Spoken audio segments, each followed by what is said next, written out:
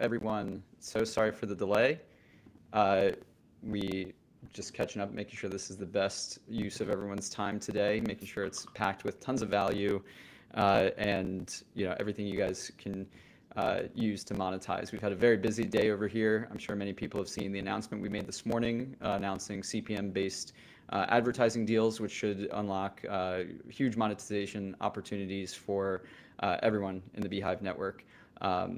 Just as some housekeeping, those advertising features are standard with our paid plan. So if you are not on a scale or max plan, then that's how you get access. But as soon as you do, you'll start getting those offers. Today's gonna be a little bit different in that Jake is gonna run the show for most of it. He's got a deck prepared. We'll talk back and forth a little bit. We also have some surprise special guests that are gonna join us as well. Jake, I see Chris is ready. Yeah, he is here. Cool. I'll let you take it from here, introduce Chris, and we can get started. Awesome. Appreciate it, EJ. Chris, just for everybody listening, Chris and I talked about 5 minutes ago, missed an email from him. He's going to join. I'll kind of queue him up in about 10 minutes, and I'll introduce him properly and give him the floor for a couple minutes to talk about advertising in newsletters from an advertiser perspective. But let me share my screen and we'll go through a bunch of content. EJ, Tony, I think Brian from our team is on the call too.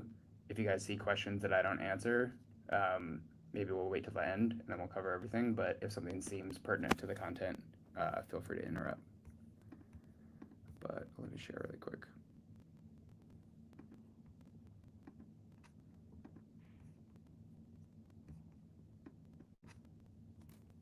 Okay, cool. First off, I know time is precious, so appreciate everyone listening, either live or on the recording. Appreciate you guys joining us for a little bit, and hopefully we provide some added value, some context, and hopefully you learn something about advertising, about newsletters, how to monetize your newsletter, or how to work with us from an advertiser perspective. Cool. So essentially, we're going to go through a bunch of different things from related to advertising in newsletters. Going to talk over a little bit of an overview about advertising capabilities on beehiiv, talk a little bit about the advertiser perspective. As I just mentioned, we have Chris on the call. Going to grab a couple minutes from him and hear about newsletter advertising from an advertiser perspective. And then we'll go into kind of a nitty-gritty 101 on how to monetize your newsletter with the ad network. So everything from how it works, how do you actually put a newsletter or an ad in your newsletter, and some best practices. We'll talk about CPM. We just launched that today. We're super pumped about it. And then we'll open up for questions. Sweet. So really quick overview. The beehiiv ad network, essentially beehiiv, as you know, is the most powerful newsletter platform in the world. It enables newsletters to grow, publish, monetize their newsletter. There's about 20,000 newsletters that run their newsletter on beehiiv. What we've done with the ad network is built an ad network on top of that network of 20,000 newsletters, which enables advertisers to come to us and say, hey, we want to reach this niche audience or this broad pool of folks or people that care about XYZ content. And it enables us to service them by delivering advertisements in newsletters that relate to all those topics or speak to their customers. Saves advertisers a ton of time. We'll talk a little bit about that with Chris. And it enables them to scale the newsletter channel. From the publisher perspective, the ad network enables publishers to monetize their work, sorry about the typo there, without even moving a finger. So we deliver ad opportunities to publishers. You can accept them, place them in your newsletter, and you can earn based on a click that you drive or the number of impressions and opens that you drive to the advertiser. Cool. So a little bit from the advertiser perspective. So when we speak with advertisers, especially advertisers that are just starting to get into the newsletter game, we like to talk about the concept of trust and context. So from an advertiser perspective, when they view newsletters, there's a lot of components to advertising in newsletters that is very attractive.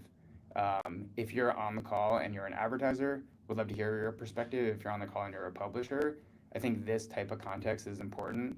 to understand what an advertiser is expecting and why they're working with newsletters. So even if you're not working with the ad network, you're working with advertisers directly, you can learn a little bit about how to make their ads more effective and build a long-term partnership. But from an advertiser perspective, the newsletter experience is very lean in. What we mean by that is that if you compare to a Facebook or an Instagram, typically folks are very lean back. They're kind of hanging out on their couch, they're scrolling, they're waiting for coffee, they're just mindlessly scrolling and doom scrolling past content. You might see an ad, you might not remember it, but you're not really engaged in the content in a way that you would be if you're reading a newsletter. When you're reading a newsletter, we like to say that readers invite that writer into their inbox. They've decided to read the content. They're spending minutes with content and they're actually ingesting it versus just mindlessly scrolling past different pieces of content that are not necessarily contextually related. When an ad is in a newsletter, that ad is typically embedded directly into the content, especially the way that we do it with the ad network. So when the reader is reading that content, it feels like an ad is coming from the writer in terms of an endorsement or in the way of an endorsement, and you're reading it with the same interest that you are as you're reading the rest of the content. So instead of doom scrolling past an ad, you're actually reading the ad, you listen to it, you understand that it's coming from the writer and you trust that a little bit more. So the brand is able to embed their voice and message within that existed relationship between the reader and the writer. Cool. So that's a little bit about just like our pitch and our why we believe and why we know that advertising is so powerful for advertisers. A little bit of a different vein from the advertiser perspective. On the right, you'll see a dashboard that whenever an advertiser runs a campaign on beehiiv, they have a dashboard that shows them how the ad is performing and then the delivery breakdown of their ad. So they'll see the 300 newsletters that are running their ads, how many impressions, clicks, unique clicks, what the click-through rate is, and then they're able to tell us if that ad, if a given publisher is performing well or poorly. The reason I'm sharing this here is because our goal is actually to appease both the advertisers and the publishers. We want to make sure that advertisers are running ads effectively, efficiently, and at scale, but also receiving business results and seeing a positive ROI. The more feedback loops that we get from the advertiser, the better we're able to find the right newsletters for them. We'll talk about this a bit later on, but using this as knowledge to understand why advertising and why spending time to kind of make sure that the ad is added to your newsletter in a way that's beneficial to the advertiser is really valuable. It builds a long-term relationship between us and the advertiser. I can come back to that if that wasn't clear, but let's move on. Cool. And then a little bit more about understanding the advertiser perspective, and then I'll pass the mic over to Chris for a bit. So from an advertiser, especially a large advertiser like HubSpot, they have hundreds of thousands of dollars, millions of dollars maybe that they're deploying every month or quarter into different channels. These companies and these teams are constantly looking for different ways, different channels that they can run ads with high quality at a big scale and very consistently. In the world of digital marketing and marketing in general, there's hundreds of different channels that advertisers can choose from. So when they're testing out newsletters, they want to know that this newsletter channel, stacks up against those hundreds of other channels. It's easier, it can scale, it drives really good business results. So they're looking for a channel that does that. So taking that into account when you're working with an advertiser, either through the ad network or directly, is really important because you want to put your best foot forward. A couple other pieces of context. Advertisers that we work with right now are typically looking to drive lower funnel metrics. What I mean by that is they're not just trying to get in front of a lot of eyeballs, they're trying to get in front of the right people who are going to take an action that they're looking to drive. So that's either a sale, a lead, somebody signing up for a webinar like this, somebody downloading a white paper, or somebody engaging in a specific way with their content or their website. Some other context that might be helpful. A lot of times we talk to advertisers that have worked in the newsletter space before. So either they ran an ad with Morning Brew or 1440, and then they come to us and say, hey, we know that newsletter advertising works. We want to do it at scale, but we can't manually reach out to hundreds of newsletters at a time. So they'll come to us and say, hey, can you help us scale out our newsletter channel? And that's exactly what the ad network does. We'll work with a HubSpot, we'll work with an Apple or a Chase or whoever it is. We'll identify the hundreds of newsletters that make sense for them and take on the work of delivering advertising for them. Cool. Okay. I will shut up for a second. I'll pass the mic over to Chris. Quick introduction. Chris Devona is a senior marketing manager at HubSpot. We've worked with him directly for the last couple of months and have seen some really good success on beehiiv on the ad network. Chris, apologize for the last minute nature of this, but would love for you to talk a little bit about your role at HubSpot, what you guys are trying to do, and maybe a little bit of an origin around how you came to work with newsletters and what the value of the beehiiv ad network has provided you. I'll pepper you with a couple questions maybe, but yeah, would love to start from there. Yeah, absolutely. So at HubSpot here, one of the things we've been testing a lot is working with different creators and in different mediums as well. So before we started with podcasts, right, we would approach other podcast creators and say, hey, if we pay you, monthly, can we fit some ads within your podcast? And that eventually evolved into YouTube. And then since we own the hustle at HubSpot, that's one of my other responsibilities is actually growing the hustle and understanding all the metrics behind the scenes and what we could potentially sell ad slots for, even though we don't do that currently.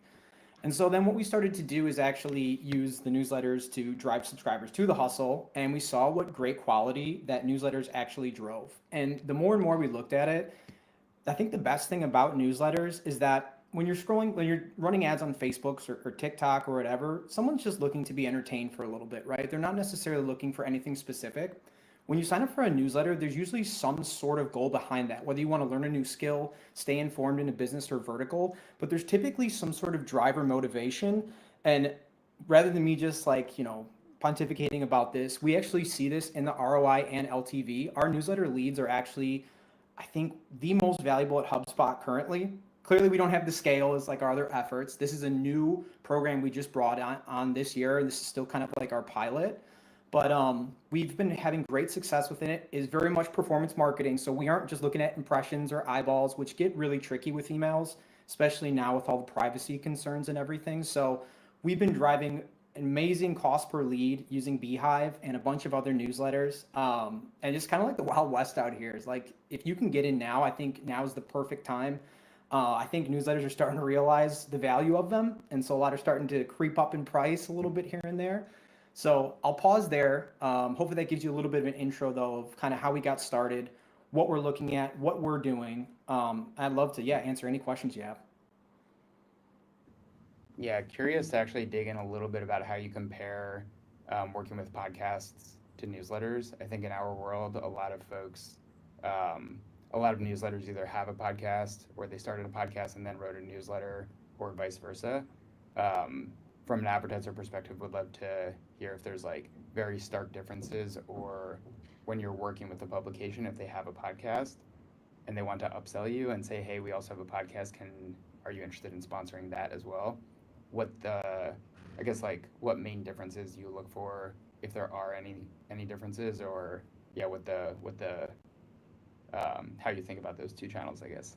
Yeah, you have to have very different expectations for both. For podcasts, you're just not going to get good tracking. You're just not. Like someone who visits a website afterwards, yes, you can put links in your descriptions or whatever it may be, but most people are just going to search it through Google or something. And so when you're looking at podcasts, one of the most difficult things is actually getting to a threshold that makes sense. Like if you ever, like the multi-mixed media modeling such and whatever, you actually want to run quite a bit of media in a short period of time to see what those downloads do, who stays on, how long they stay on, which is actually very similar to newsletters as well. It's just a lot easier to measure newsletters. And then in terms of value, when you're talking about what we're doing with our ad dollars, this is when I say the expectations have to be set, because if you're going after podcasts, your ROI probably isn't going to be there. It's going to be incredibly difficult. You can try to model it. You're going to need to spend a lot of money. And if it doesn't work, obviously that doesn't look so good. This is a very top of the funnel, more awareness play. It definitely funnels people into the HubSpot ecosystem. I can't like apply a value to that, but we know there's value in it. So it makes it like two different conversations, because on the newsletters, we're actually getting some data to actually track some ROI and LTV back to even specific sources, which is really, really cool. So there I can show, leadership or whoever, I'm actually making X amount of money on each one of these placements I'm doing. And it's looking really good. The newsletter audience in general is a very high value audience. So like you, we do very much performance marketing newsletters. We don't really do any impressions or like top of funnel. It's pretty like, low funnel. Podcasts, we've tried to track it. We've used dozens of different tools. We've tried hammering a bunch of spend in a small like period of time to truly understand the impact. It's just really tough, and it only gets tougher as some of these tools come in and out of the market. So if you're talking added value, if you want one here or there, I'd say okay, that's nice. It's a nice to have. It's really tough to determine the value of that. So hopefully that wasn't a non-answer, but No, yeah. no, it's interesting because like in the way that people consume podcasts is actually very similar to how people consume newsletters. Obviously, or listening versus reading, but it's much more of a lean-in experience than like newsletters are than if you were to advertise from a branding perspective on a feed-based platform. The measurement component and the fact that you're not necessarily on your phone or on your device able to click and track that click is very different. Um, Absolutely. I think last question or thought, any specific strategies you guys have or deploy based on frequency? The reason I ask is because even though newsletters have been around for a while, in the advertising world, a lot of advertisers expect immediate results from a new channel, maybe not Mm-hmm. necessarily newsletters. Um, from our perspective, if frequency works on a Facebook, Instagram, podcast, or other channel, frequency does matter then on newsletters, but that we're still doing research on that and just kind of curious what your thoughts are there. Yeah, so we actually have some pretty good data on this. We get only like it's so the only way I get credit is a net new contact. So if I hit the same list and the same person who signed up for my lead before signed up again, I get zero credit for that. So I'm very much like if I'm not going to get any credit for that, I'm not going to run again. However, we've seen that a lot of these newsletters, and it's very much dependent on size, right? And also, I would give you one more is the industry or vertical as well. AI right now is incredibly hot. There's new things coming out all the time. The engagement rates are hot. Everyone's subscribing to those newsletters to stay top of mind. And this goes through like different motions over time, right? There's always some hot or trendy topic that those newsletters are getting a bunch of subscribers, right? And those ones are great to attack. Typically, I think our sweet spot is kind of like 3 weeks on some of these bigger ones. So let's say you have like 100,000 plus, we even say 50,000 plus.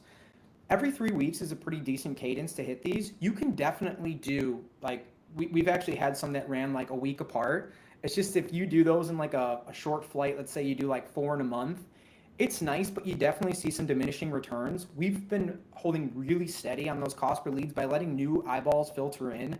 And then when we attack that 3 weeks later, that performance almost looks like that first send we had. So that's kind of what we like to do, just because we have a bunch of partnerships with you and everything and others. And sort of that cadence has worked for us. Will it be the only thing that works? Absolutely not. If you want to run every week, that can work too. Just know that you'll probably see a little bit of fatigue if you go like 4 times in a month or something like that. Yeah, So frequency is something we're still playing with, but kind of the early data shows that. makes sense. Cool. Um, Sweet. I think that is the last question, but since we have the floor, there's a couple hundred folks listening or will be listening. Do you want to talk a little bit about what you're advertising? Get a couple free impressions or maybe Yeah, free sure. eyeballs? Yeah. So right now, I'm in a lucky spot, right? So I have HubSpot, which is obviously has a very big brand name behind it, which makes my advertising efforts a lot easier. What we're doing right now, and something I would just like give to everyone, I highly suggest that you do is tailor the content to the newsletter. And you already said like what you guys do is you tailor the messaging, which is perfect because you don't want to be like a third party coming in and like the ad alarm going off when someone, stumbles upon that. They're like, that's an ad, skip that over. So you use the voice, but also at HubSpot, what we're offering is not anything particular. We have a catalog of, hundreds, if not thousands of content offers to get someone into the ecosystem of HubSpot.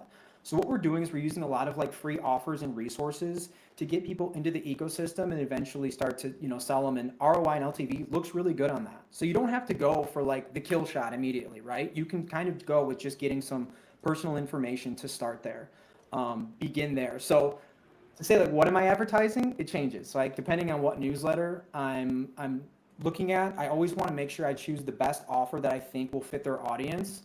Or just like, if you want to adjust a few details on that offer to fit an audience, that's another way to do it. If you don't have hundreds of offers, that's, completely fine as well. But to say there's just one thing, I don't have one thing. Definitely, if you're a fan of HubSpot or if you never heard of it for whatever reason, definitely check it out. But yeah, that's what I'll give you. Awesome. Yeah. For the crowd listening, we'll share a couple examples of live ads that we're running with HubSpot so you can see how they look and feel. But Chris, again, appreciate you jumping on at the last minute. Feel free to stick around. I'll probably jump into the content and talk a little bit more about the ad network from the publisher perspective. But yeah, thanks for the time. Appreciate it. Yeah, thanks for having me. No worries. All right, let me share my screen again.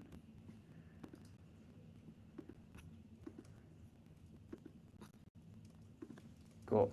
Okay, gonna jump into some publisher-facing perspectives.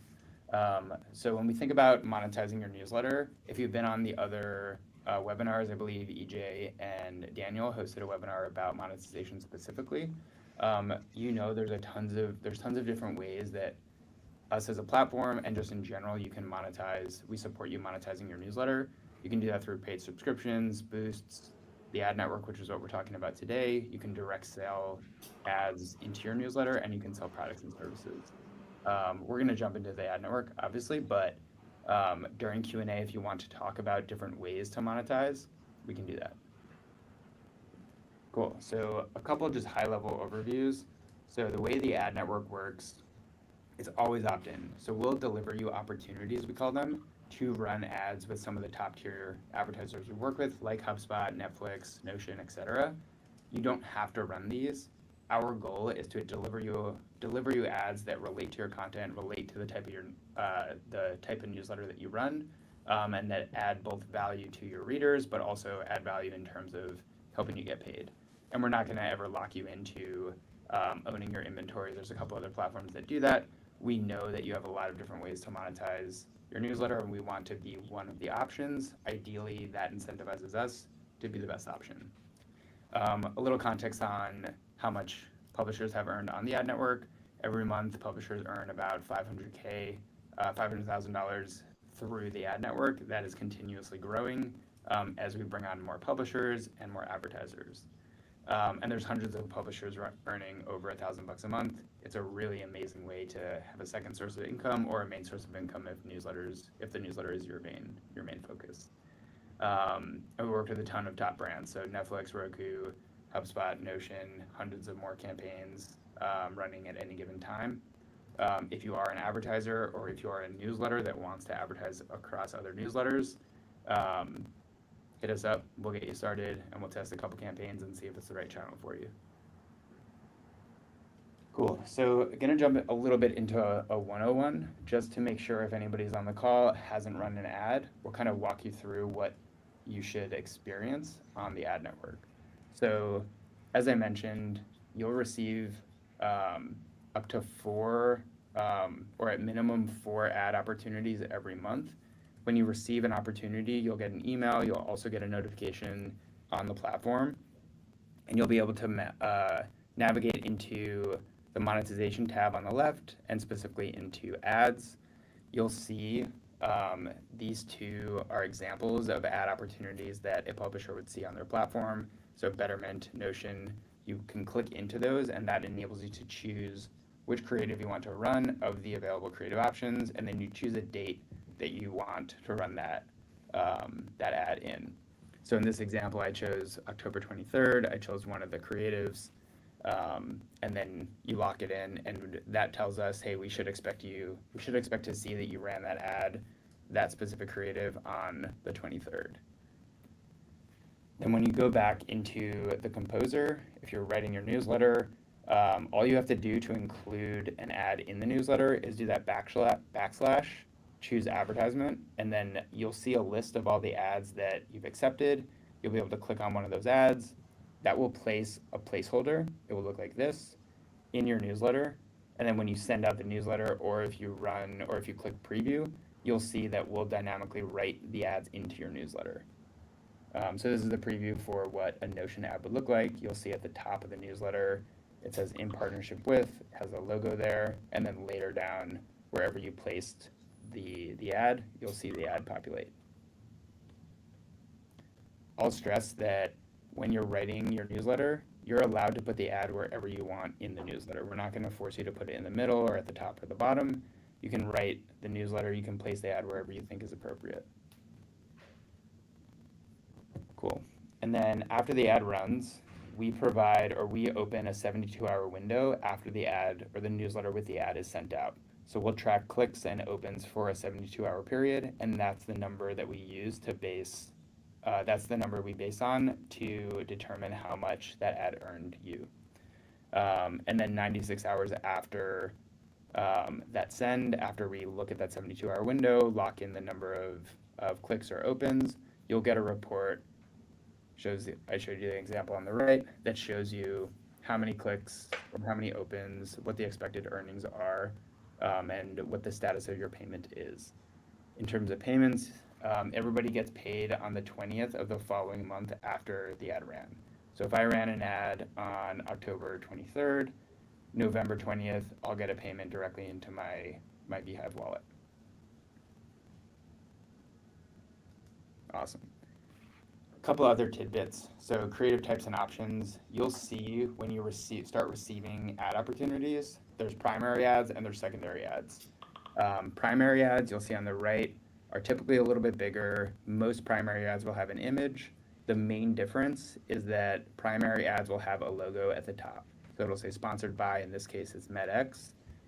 Secondary ads typically end up being a bit smaller, but again, the main difference is there's no logo at the top. So this ad on the bottom, you'll see that it's just text, there's a call to action, but there's no logo at the top of the newsletter. We do have a couple limitations. So you can only include one primary ad per newsletter and up to 2 total ads per newsletter send. So you can include 2 secondary ads, 1 primary and 1 secondary.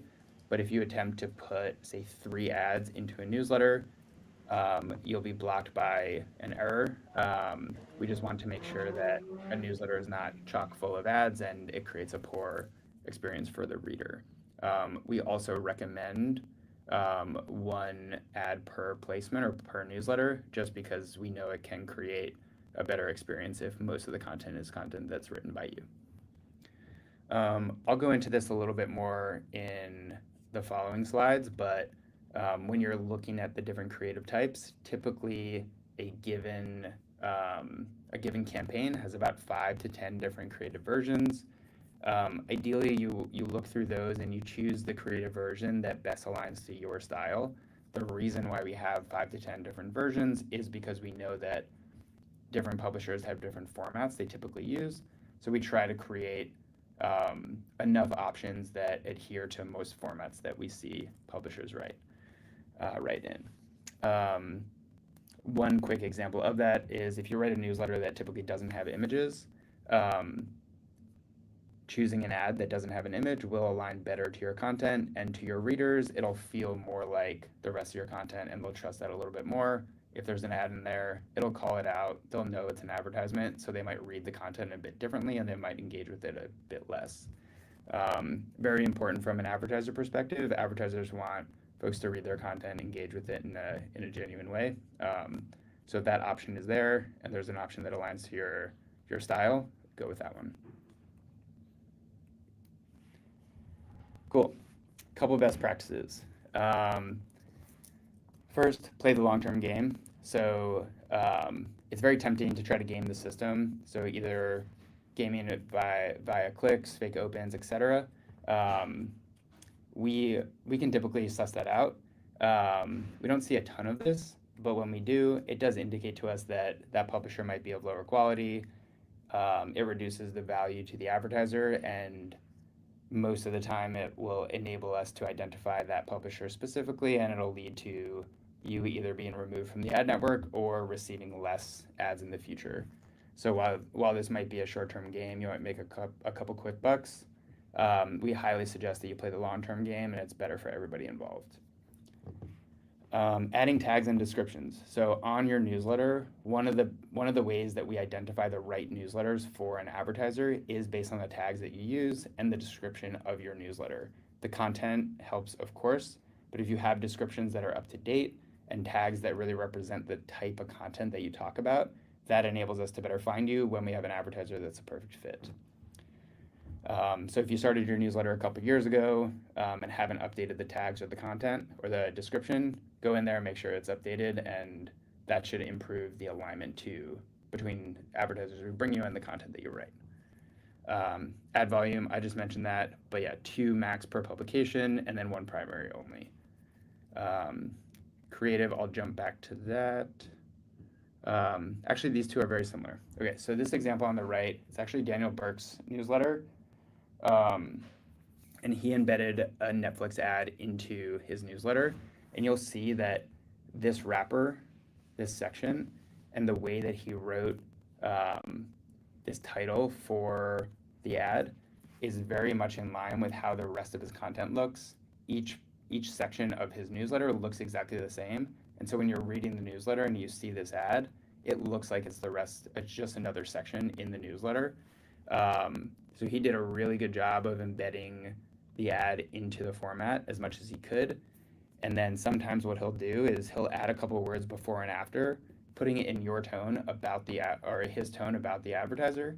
So when people are reading it, they're kind of they're shepherded into that advertisement experience from the words of the writer. So saying a couple words before and after, not necessarily having a call out that it's an ad, just kind of putting your own spin, putting your own perspective definitely helps. All right, cool. And then if you're on Twitter or if you're on social at all, you most likely saw that we launched CPM deals. I'll quickly go through what this is, but it's super exciting. And if you're a beehiiv user, every single beehiiv user should have received at least one CPM deal. If you didn't, feel free to DM me on Slack and we'll get you one. But a quick recap. So CPA stands for cost per acquisition. That's when, as a publisher, you might get paid when you drive a conversion to an advertiser. Cost per click is what we did on the ad network up until today. You get paid for any unique click that you drive to an advertisement. CPM is cost per milli. Technically, you get paid based on the number of opens, in our case, number of unique opens that you drive to an advertisement.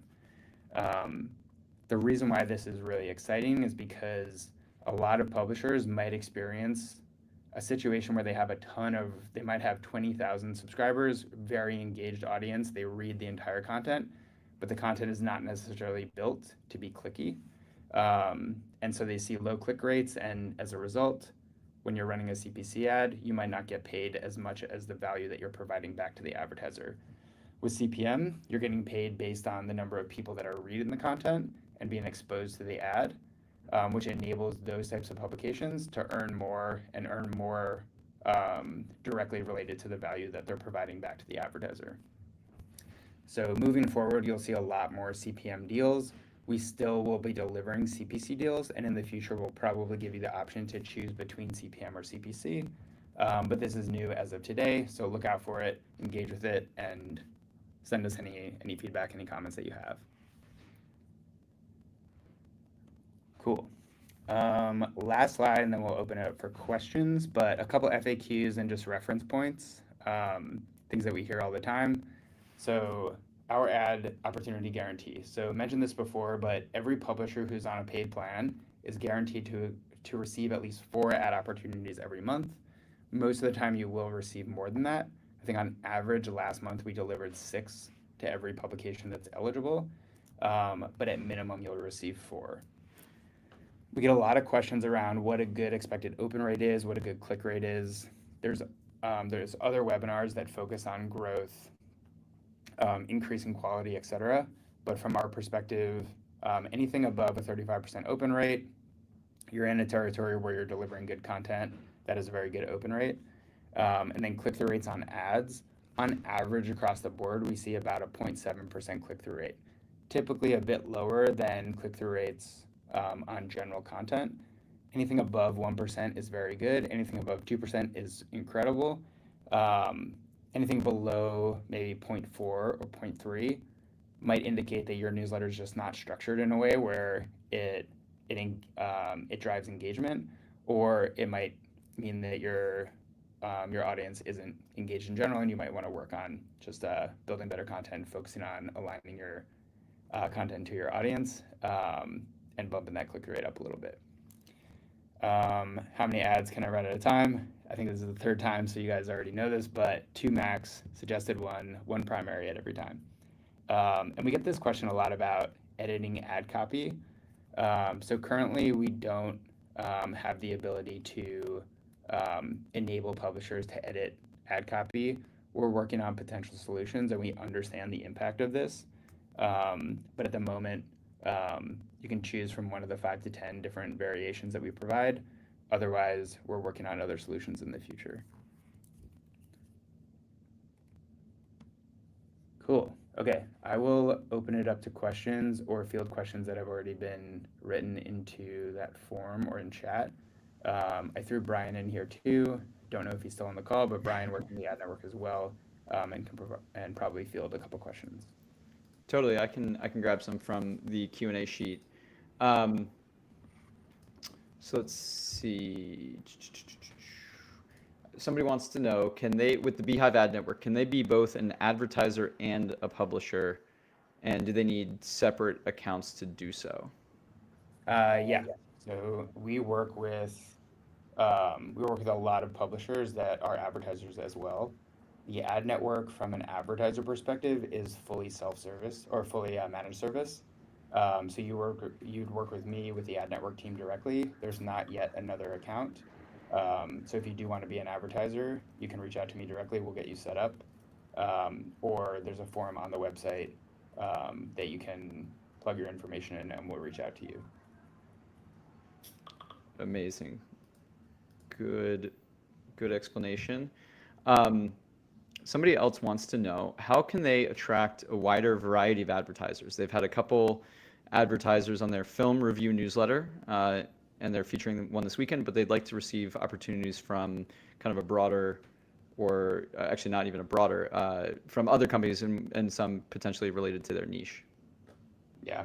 For the ad network specifically, I'll go back to that comment around tags. So maybe going in, making sure the tags are up to date. You can adjust the tags a little bit, making sure they're still related to the content. But if the current tagging and descriptions have not yielded kind of a plethora of advertisers or different advertisers, changing that up, making sure it's still accurate, but changing up those tags will affect how we find that newsletter or your newsletter. That's one way. You can DM us. We're still learning the best way to distribute advertisements. So we might be misunderstanding your newsletter and providing you different advertisers that might not be relevant. But the best way is to update those tags, update the description, put some keywords in there that you think relate to your content and the type of advertisers that you want to work with. Good to know. We have a question here in the chat. Are people able to use, kind of bring their own ads that are not part of the ad network to their newsletter? Yeah, 100%. So being part of the ad network and participating in an ad that was delivered through the ad network, it doesn't preclude you from going directly to advertisers that you know outside of the ad network. So you can always work with an advertiser directly. You can bring their content directly into the composer when you're writing your newsletter, paste it right in. We're working on some tooling to help make that process easier. But yeah, if you have relationships outside of the ad network, you can definitely work with them. There's nothing stopping you from that. Great. How do you recommend users going about bringing those ads? Like, what would the process be for actually like doing kind of their insertions into the newsletter flow? Can you do a little walkthrough of what that process might be like? Yeah, sure. I would say if you're already talking with an advertiser, provide them a media kit. We can send out a couple examples of what that would look like. So sending that advertiser a little bit of information about your newsletter, so what your content is like, who your readers are, how many readers you have, how many opens you typically drive, what your engagement rates are, um, developing some level of pricing. Um, I can send out a couple of resources, and if we do another webinar, we can do a webinar specifically on selling directly. Um, but typically, if you're selling directly, you're selling flat rate ad or flat rate pricing, um, charging on a CPM. I'll throw out some numbers and I'll follow up with specifics, so we don't have to get into the math here. But charging on, say, a $20 to $30 cost per milli for or CPM for a deep dive in your newsletter is totally reasonable. And then working directly with that advertiser, telling them, hey, these are the number of characters I'll collect and write into the newsletter. This is the type of imagery. Collect their logo, and then it's very simple, just going back and forth with the advertiser, probably over email, collecting those assets, and then taking those assets and then just writing them into the newsletter. Doesn't need to be super complex. Typically, an advertiser would like to see a preview. So once you write the ad into the newsletter, sharing the preview link to the advertisers so they can read it, review it, give you the thumbs up, and then just send it out. Amazing. And I do have to jump to another meeting in just a second, but to kind of do a little bit of future casting, you want to share with the folks who spent their time with us here today a little bit about what's coming down the pipe in terms of what we expect to offer in the future, both in terms of self-service, bring your own ads kind of workflow, as well as what's coming to the ad network. And with that, I'm going to drop. So. Yeah. I hope it's a good answer. I'll go back to the recording and check it out then. For anybody who's in the call, we'll have the recording. We'll drop it. You'll get an email with the link to where you can find that. But great job, Jake. Thank you so much for coming out today, and I hope everyone is finding this as useful as possible. Stick around. I'm just dropping, but everybody else is sticking around right here. See you soon, Cool. Jake. Thanks, EJ. Bye.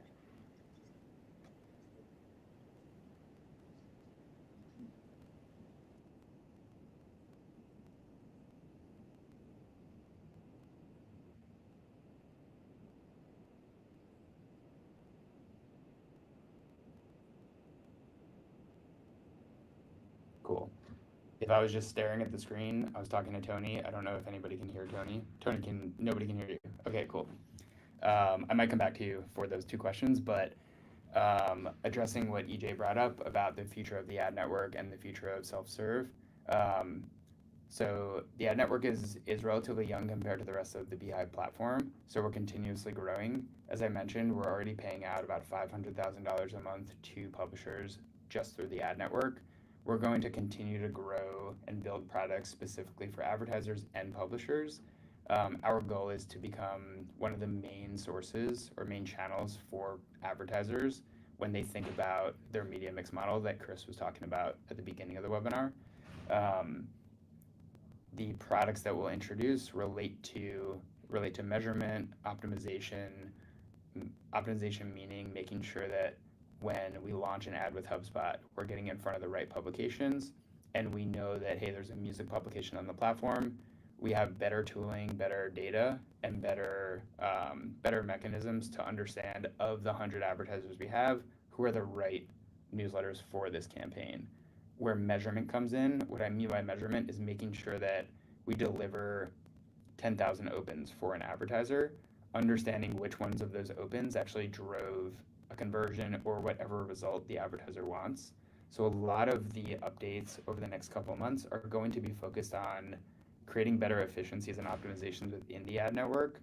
The result of that is better results for advertisers, meaning they'll come back to us and deploy more capital, and better alignment to publishers, so the right publishers get more of the right advertisements that perform well, which will result in that publisher getting paid more. EJ alluded to some self-serve work. So we know that publishers sell ads directly. We know that publishers sell courses, etc. We're designing ways that we can help bring that process in platform, and we can help you just sell directly, sell courses, sell whatever you need to sell, and monetize in the way that you want to directly from the beehiiv platform. I might have missed a couple things in there, but EJ will pepper me afterwards, and we'll get it included in the content when we share it. Tony, can you repeat that other question that you mentioned?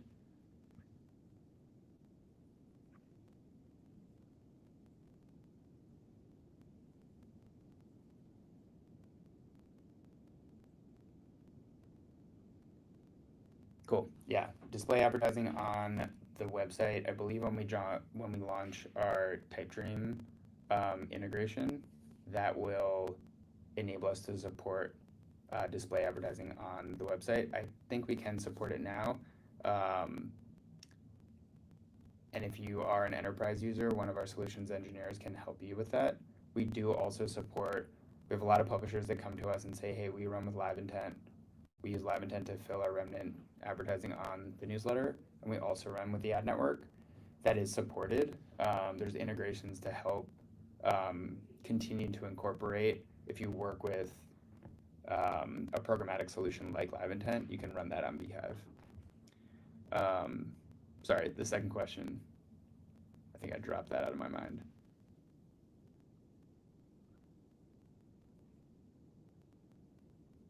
Okay, got it. So the question is, if you're a small publication, how do you get to the size, or what is the appropriate size to start monetizing? When do you start receiving ads from the ad network, and how do you grow? So on the ad network, as long as you're a paid user, we'll deliver ad opportunities to you. So it doesn't matter if you have 100 subscribers or a couple thousand. If you have 100 subscribers and you're a paid user on beehiiv, we'll deliver opportunities to you. In general, whether or not you're monetizing through advertising through the ad network or directly, I would say once you hit 1,000 subscribers, or if you're a very niche newsletter and your audience is really hard to get in front of, and you only have a couple hundred subscribers, that's totally fine. You can start going to advertisers and pitching them the ability for them to get in front of this audience that's typically very hard to get in front of. So there's no real one single answer, but I think a barometer is, and kind of a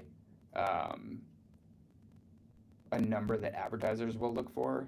If you're a very niche audience, you have a couple hundred subscribers, and that advertiser knows that those subscribers are very hard to get in front of, a couple hundred might be a good indicator to the advertiser that it's worth spending their time and money with you. If you're a very broad newsletter, 1,000, maybe 5,000 subscribers is a point where an advertiser will see your newsletter. They'll recognize, hey, this newsletter will be around for a while. It's been around for a while already. It's not going anywhere. And it also just indicates that you've hit a certain critical mass. A lot of that is signaling.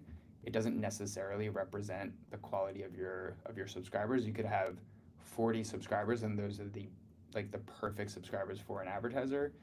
Advertisers really just want to know if they're spending their time efficiently, and they'd rather work with a publisher that's a little bit bigger. That is why the ad network exists, or a lot of it, is because we're able to string together 100 newsletters that have 40 subscribers. And then we can go to advertisers, and that makes sense for them from a time perspective, and it enables us to help you monetize.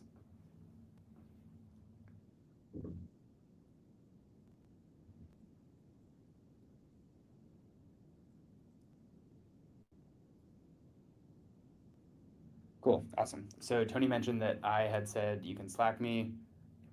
I don't think that's possible, so if you want to reach out to me, my email is jacob, Jacob, @beehiiv.com. But it sounds like we've answered most of the questions. It looks like there's a good chunk of people in this webinar, so really appreciate the time. Hopefully you learned something, and reach out if you have questions. If you want to collaborate, let us know, but we'll wrap there.